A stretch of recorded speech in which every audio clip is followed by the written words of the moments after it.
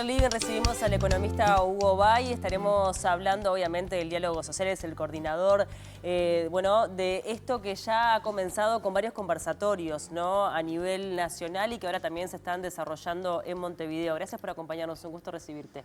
¿Qué tal? Un gusto para mí estar por acá, muchas gracias. Bueno, esta primera etapa en donde lo que han intentado es en el interior escuchar, ¿no?, a diferentes organizaciones sociales, a protagonistas de diferentes áreas para, ir entendiendo cuáles son las necesidades reales de la gente, ¿no? Exacto, esta primera etapa del diálogo tiene mucho que ver con eso, con escuchar. Básicamente a la ciudadanía por un lado y yo diría a la academia por el otro lado. Entonces, para eso definimos diferentes tipos de instrumentos. En el caso de la ciudadanía, claramente los conversatorios son uno de los elementos centrales. Como tú decías, ya tuvimos 22 conversatorios en los 18 departamentos del interior del país y en estos días estamos teniendo conversatorios en Montevideo. Tuvimos uno la semana pasada, hoy a las 6 de la tarde nos vamos a encontrar con los vecinos en la zona de Malvin y aledaños, digamos, para justamente abordar los temas que están siendo tratados en el diálogo social. Hablamos de protección a la infancia, de sistema de cuidado, protección para personas activas, ¿verdad?, cuando todavía están trabajando, y el sistema de jubilaciones y pensiones. Este conversatorio de hoy se va a desarrollar a las 6 de la tarde en el espacio La Bozadera, ¿verdad?, allí en Malvin. Y bueno, ojalá que sea bien participativo, como en general están siendo estos conversatorios, porque justamente ahí se trata de que cada vecino o vecina pueda tomar la palabra, ¿verdad?, y plantear, en fin, sus demandas, sus propuestas, aportar insumos. Y desde ese punto de vista nos parece un instrumento bien importante. Los próximos 2 lunes también vamos a tener conversatorios. El próximo en el Centro Cultural Julia Arévalo, ¿verdad?, allá por la zona del Cerro, y el último, el lunes 27 de octubre, en el Sacude, allá por la zona de Casaballe. Y bueno, ahí vamos a estar cerrando este tipo de instancias. También tenemos audiencias donde la Comisión Ejecutiva del Diálogo Social, integrada por actores del gobierno, organizaciones sociales que fueron convocadas a participar de esa comisión y partidos políticos.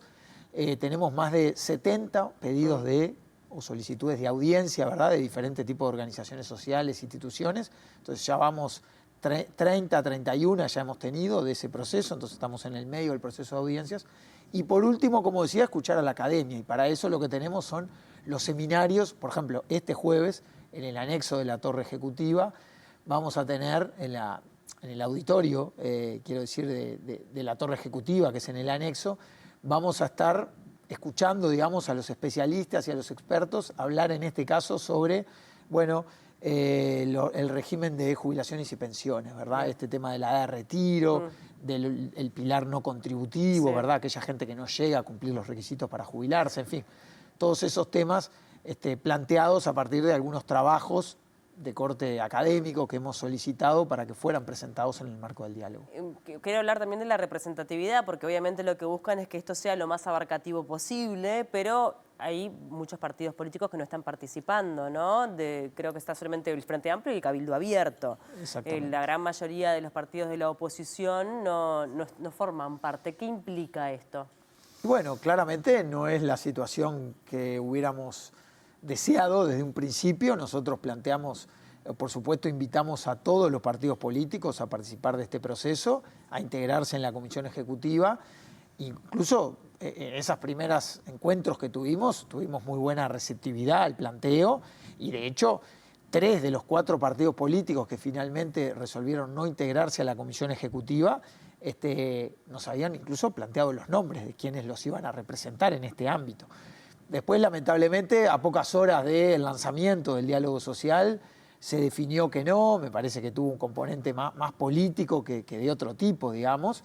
Por supuesto que la Comisión Ejecutiva del Diálogo Social no es un ámbito resolutivo, no es un ámbito que pretende y de alguna manera aprobar cambios, sino más bien diseñar una hoja de ruta, sugerir para que después, obviamente, el Poder Ejecutivo elabore los proyectos de ley y, por supuesto, el Parlamento los discuta y allí sí van a estar representados todos los partidos políticos con la debida representación que la ciudadanía le dio en las elecciones de octubre. Esta etapa, es de escucha, después obviamente que viene todo un trabajo de bajar a tierra, de discernir, de elegir en definitiva, porque también imagino que hay discrepancias, no todos están de acuerdo, hay diferentes miradas, como es esperable que así sea. ¿Cuál va a ser el criterio para generar esta hoja de ruta de sugerencias del Ejecutivo? ¿Se van a basar en mayorías? ¿Qué sí, qué no? No, acá, ¿Cómo es que van a trabajar para eso, no? Nosotros en este proceso nos vamos a basar en lo que trae cada una de las organizaciones o de los participantes que estamos de alguna manera integrando esa comisión ejecutiva y por supuesto nos vamos a nutrir y nos estamos nutriendo y enriqueciendo de todo lo que son los aportes de estos conversatorios, de estos seminarios, de estas audiencias, en fin. Una vez que este proceso de escucha concluya, que esto va a ser sobre mediados del mes de noviembre, o sea que ya falta poquito para cerrar esta etapa, tenemos el gran desafío entre las organizaciones, que somos 14 las que estamos allí reunidas en la comisión ejecutiva, de definir una metodología y ver cómo nos vamos poniendo de acuerdo sobre algunos puntos que ya acordamos y que son los ejes temáticos del diálogo social, ¿verdad? Es decir, entonces... Sí, lo que ya mencionamos, ¿no? Ya mencionamos, exactamente. Entonces, por ejemplo, por mencionar solo uno, hay un eje que nosotros pretendemos que abordar, que es cómo repensar el esquema de transferencias no contributivas para la primera infancia, las transferencias del MIDES. Sí, bueno, ¿qué oportunidades de mejora hay toda una tiene? discusión vinculada si es un derecho o es una ayuda, ¿no? Exactamente, perfecto. Eso, por ejemplo, forma parte de la discusión. Por supuesto, desde el gobierno tenemos una visión de que es un derecho y que como tal tiene por objetivo garantizar la seguridad económica en los hogares que están en situación de vulnerabilidad y donde hay niños, niñas y adolescentes. Y en ese sentido, por ejemplo, un debate de los que tenemos planteados es si corresponde mantener algunas contraprestaciones o condicionalidades que se exigen para otorgar ese derecho. ¿Vinculado con la línea de pobreza, por ejemplo? No, de que lo reciban cuando pasan determinado percentil o no. Bueno, eso ya está definido. Hoy es un programa que está focalizado y nosotros creemos que tenemos que tender a la universalidad, pero hoy por hoy, básicamente el programa trata de cubrir a los hogares en situación de mayor vulnerabilidad. Y eso creo que está planteado. Yo lo planteaba más que nada en el sentido de ampliar el margen, ¿no? Porque a veces hay sutilezas que hay familias que quedan por fuera por...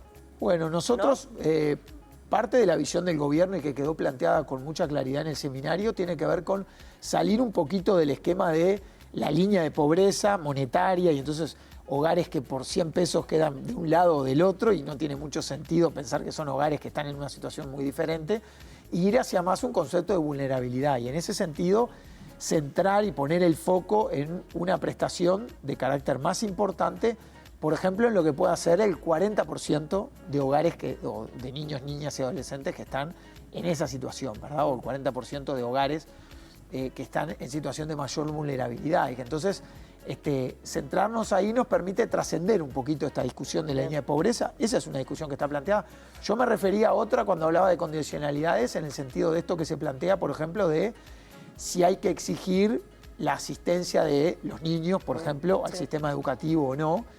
Y que por supuesto es algo que todos deseamos que ocurra porque configura un elemento central para mejorar las posibilidades, las oportunidades que tenga cada uno de esos niños, niñas y adolescentes, pero que quizá conviene atender ese objetivo mediante otros instrumentos y no necesariamente mediante el instrumento de la transferencia, ¿verdad? Y para eso, por ejemplo, está toda la discusión sobre las becas, que de hecho están teniendo un fortalecimiento muy importante en lo que es la ley de presupuesto que se está discutiendo en estos días en el Parlamento. Entonces, hay una ampliación muy importante de las becas que se puede complementar con esta mirada de decir, bueno, ¿tiene sentido mantener esas condicionalidades o en aquellos hogares donde por algún motivo un niño, una niña, un adolescente deja de asistir al sistema educativo, ¿tiene sentido que el Estado retire esa ayuda o quizás es un hogar que precisa mayor atención, mayor vínculo con el Estado porque seguramente pueden estar ocurriendo casos o de violencia o de otro tipo de fenómenos que en última instancia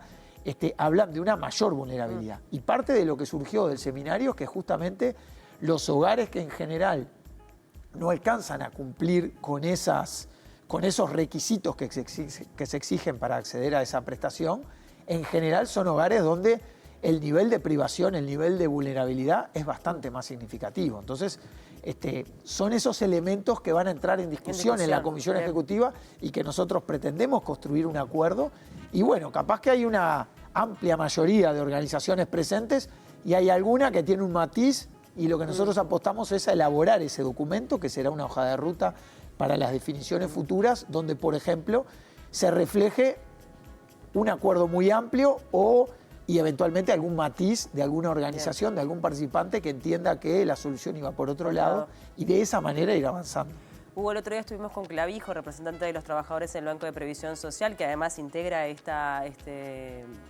encuentros de diálogo, comisión. Claro. Y él hablaba de los aportes, ¿no? De los empresarios y los trabajadores que le parecían que eran absolutamente que no eran equitativos, que deberían mejorar el aporte de los empresarios, que podría llegar a estar atado además a las ganancias. ¿Cómo están trabajando eso?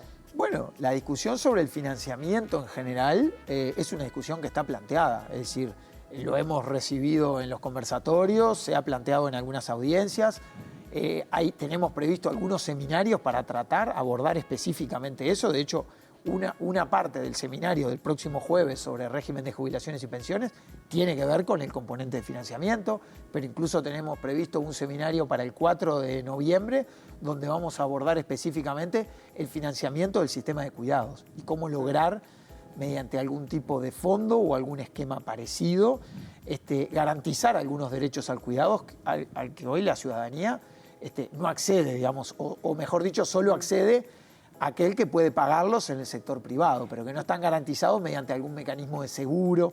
Entonces, por ahí el tema del financiamiento forma parte de la discusión de este proceso. ¿Pero es utópico pensar que el empresario pueda aportar de acuerdo a la ganancia? Bueno, eso formará parte de la discusión y yo ahí no me quiero adelantar, no es este el momento donde me parece bárbaro que el PIT-CNT y que otros actores del diálogo social se empiecen a expresar sobre esos temas. Y es conocida la opinión que tiene la central sindical sobre esto. Y bueno, yo lo que creo es que hay que ver de qué manera logramos para financiar, para generar una ampliación de derechos que permita ser sostenible a lo largo del tiempo, ver qué sectores pueden estar en mejores condiciones o capacidades contributivas de aportar a eso. Y seguramente podamos pensar en alguna reforma que permita captar recursos de sectores que pueden hacerlo, donde no se ponga en riesgo el empleo, donde no se ponga en riesgo la inversión o ningún aspecto que yo creo que nadie, y eso estoy convencido de que ninguno de los 14 que estamos así sentados vamos a querer que eso se deteriore, y ver cómo lograr avanzar de una forma gradual, paulatina, pero en última instancia buscando, bueno, que los derechos que podamos de alguna manera consagrar a partir de determinados cambios tengan un financiamiento adecuado y sostenible a lo largo del tiempo. Entonces, en ese sentido, yo creo que hay condiciones para pensar. Después habrá que discutir cuáles son los mecanismos específicos y el gobierno, llegado el momento, va de alguna manera a incorporar su agenda para esos cambios, ¿no? Bueno, edad de retiro, que es otro también de los grandes puntos que ha generado mucha polémica. ¿Es también imposible pensar volver nuevamente a los 60? Bueno, no, yo creo que hay condiciones, yo diría que... Pensando en la sustentabilidad y con los desafíos del mundo del trabajo, ¿no? Que tenemos, el avance de la inteligencia artificial, la propuesta de la reducción de la jornada laboral y todo lo que tenemos por aquí, supuesto, ¿no? Por delante. Mencionás eso, y ni que hablar, que son temas claves en esa discusión, y ni que hablar el entorno demográfico, sí, ¿no? Sí, el también, proceso exactamente. de envejecimiento poblacional de vida. Que de alguna manera nos va tensionando financieramente no solo los sistemas de jubilaciones y pensiones, sino el sistema de salud, el sistema de cuidados, porque la población dependiente de adultos mayores es cada vez más importante y requiere de un financiamiento mayor. En ese sentido, yo creo que el abordaje que por lo menos desde el gobierno hacemos sobre la discusión de la edad de retiro tiene que ver con contemplar las desigualdades con las que las personas llegan al retiro. Entonces, me parece que más que pensar en un retiro donde todo el mundo se jubile a una misma edad, que pueden ser los 65 años, los 60 años o cualquier otra edad, me parece que lo que tenemos que tratar de ver es cómo incorporamos determinados dispositivos dentro del sistema para que de alguna manera se reconozcan, por ejemplo, las diferencias en cuanto al desgaste físico con que las personas llegan a determinadas edades, las probabilidades de tener empleo, que tiene mucho que ver con esto que tú planteabas en la pregunta de los cambios en la tecnología, las habilidades y las capacidades acumuladas, que es muy difícil reconvertirlas a ciertas edades, ¿verdad? Pensemos después de los 60 años, es muy complejo reconvertirse Imaginemos el caso extremo de una trabajadora del servicio doméstico, ¿no? Que uno evidentemente puede percibir que es muy difícil que consiga trabajo a esas edades. Entonces, sí, hay un desgaste físico. Exactamente, hay un desgaste físico, pero también, y un tema que va a estar planteado con mucha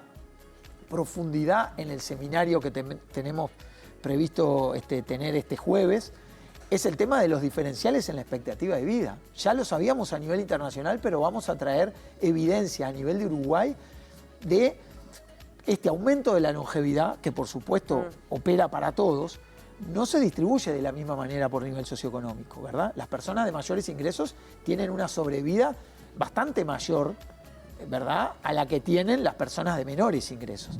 Y esos son el tipo de desigualdades que nosotros pretendemos que se contemplen para que vayamos a un esquema donde efectivamente aquellos sectores que tuvieron trayectorias laborales menos complicadas, menos precarias, que llegan mejor a determinadas edades desde el punto de vista físico, con mejores probabilidades de tener empleo y con mayor expectativa de vida, efectivamente se puedan jubilar en un entorno de los 65 años, pero donde contemplemos la situación de amplios colectivos que no están en condiciones de trabajar mucho más allá de los 60 años. Y creo que en ese sentido es razonable pensar en volver a un retiro a los 60 años, sobre todo ubicándolo para esos colectivos, ¿verdad? Y el tema de las AFAPs, que también obviamente genera ciertas resistencias. Sabemos que en un principio el Ejecutivo señala que se va a mantener.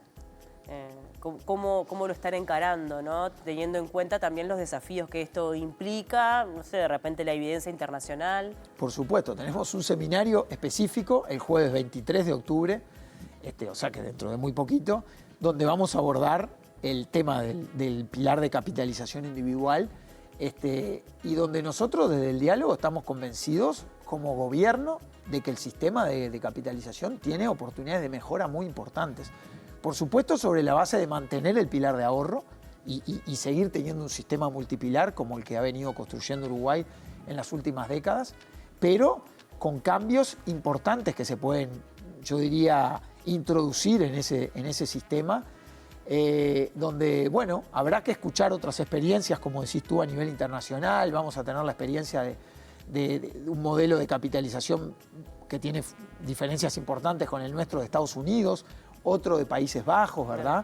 No, el tema es ver, enriquecernos. Claro, qué tan aplicables acá, porque a veces uno obviamente ve modelos que son espectaculares, pero que después hay que bajarlos a tierra con las características de nuestro país. Exactamente, hay que mantener nuestras características, tener en cuenta la idiosincrasia y los procesos que se han venido dando a lo largo de las últimas décadas en Uruguay, pero yo creo que son modelos de los cuales tomar aprendizajes y enseñanzas bien importantes, porque creo que lo que tiene nuestro sistema es que hay determinadas tareas que hoy desarrollan las AFAP, donde yo creo que hay buenas oportunidades para tenerlas centralizadas. Hay economías de escala. Tiene sentido todo el gasto de publicidad y el gasto de comercialización que hay por detrás de las AFAP, o tiene sentido que los actores privados se centren fundamentalmente en tareas que tengan que ver con la rentabilización de los activos financieros, que es muy importante para los trabajadores, para su ahorro, para multiplicar ese ahorro, pero quizá hay toda otra cantidad de tareas que hoy tienen a su cargo que no es necesario que las desarrollen las propias AFAP y que puede estar centralizado en un componente del Estado. Entonces, desde esa perspectiva, nosotros pensamos que el Estado puede asumir un rol mucho más protagónico en la gestión de ese pilar de capitalización y al mismo tiempo colectivizar algunos rasgos del sistema que hoy tienen un componente más individual. Tiene sentido que una persona, por ejemplo, tenga una rentabilidad diferente según la AFAP que haya elegido en función de cuestiones que muchas veces estoy seguro que la gente que nos pueda estar escuchando desconoce de qué AFAP es o cuál puede resultar mejor que otra. Probablemente, además son procesos de años, que no es tan sencillo, ¿no? No es nada sencillo. No es nada sencillo. Y esto está probado a nivel internacional, no es un problema de Uruguay. Totalmente. Ningún país del mundo. Y capaz que tiene sentido también, entonces, que de alguna manera a todos nos vaya igual, a todos nos vaya como al promedio y no que algunos se puedan ver más beneficiados que otros en función de elecciones que no respondieron a preferencias o atributos distintos, sino más bien, en muchos casos, al azar. Y por lo tanto, por eso digo que hay oportunidades bastante claras de cómo mejorar el funcionamiento de ese pilar. Pero bueno, esa obviamente que puede ser algunos indicios de la visión del gobierno y esto va a haber que conversarlo mucho y ver si nos podemos poner de acuerdo en que realmente esos cambios sean de alguna manera mejores para la gente y si encontramos acuerdo de un lado y del otro sobre un tema que, como tú decías, sabemos que hay diferencias. Para finalizar, ¿cuál es, después de toda esta etapa, ¿no? Tú venís trabajando en este tema desde hace mucho tiempo, pero en esta etapa, ¿no?, de tanta escucha, ¿cuál consideras que es el principal desafío de cara a una sostenibilidad, ¿no?, de lo que es el sistema, con todo lo que eso implica, con los desafíos que ya te he mencionado, ¿no?, vinculados con los cambios en el mundo laboral, y que la solución de hoy no sea un problema el de mañana, sino que tengamos una solución que genere un sistema que sea permanente y beneficioso para la gran mayoría? Bueno, es una buena pregunta. A ver, decíamos, producto del envejecimiento poblacional, producto de la caída de los nacimientos, tenemos un entorno demográfico muy desafiante donde vamos a tener que tener en las próximas décadas un sistema cada vez más exigido desde el punto de vista financiero para sostener un sistema de cuidado. Cada vez somos menos los que aportamos y sostenemos, esa es la realidad. Frente a eso, que uno puede discutir, bueno, pero entonces la edad de retiro o la tasa de reemplazo. Yo diría que para que el sistema pueda de alguna manera cumplir con las promesas de pago que hoy está haciendo de alguna manera futuro, lo más importante tiene que ver con la inversión social que podamos hacer en primera infancia, ¿verdad?, en infancia y adolescencia. Porque esas van a ser las cortes que dentro de 30 años van a tener sobre sus espaldas que sostener desde el punto de vista financiero ese sistema cada vez más demandante o exigente. Claro.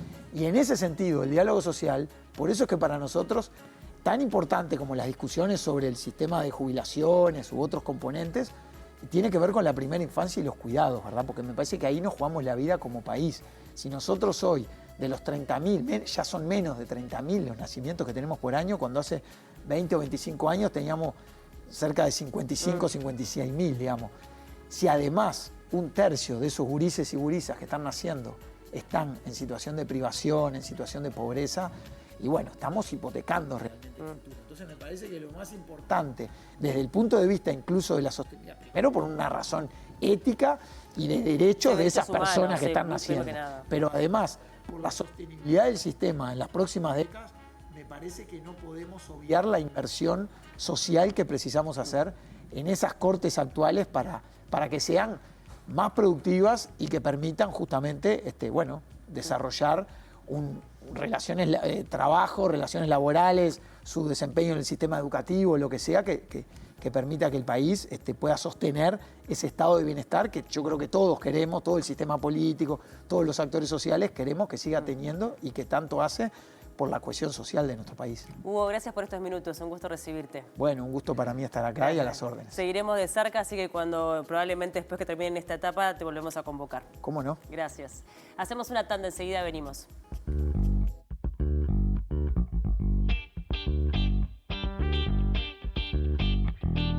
Vos compraste tu